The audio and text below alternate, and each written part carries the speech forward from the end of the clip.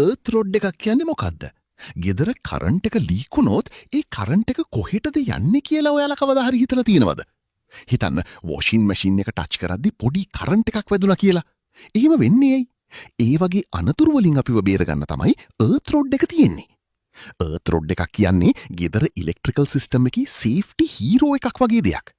Electricity leak වුණාම ඒ dangerous current එක සේෆ්ලි පොළවට යවලා ඉලෙක්ට්‍රික් ෂොක් වලින් ආරක්ෂා කරනවා.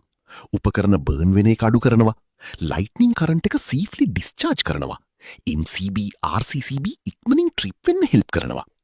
උදාහරණයක් විදිහට fridge, water pump, washing machine වගේ උපකරණයක කරන්ට් ලීක් එකක් ආවොත් earth rod එක නැත්තම් ඒ කරන්ට් එක අපි බොඩි එක හරහා යන්නත් පුළුවන්.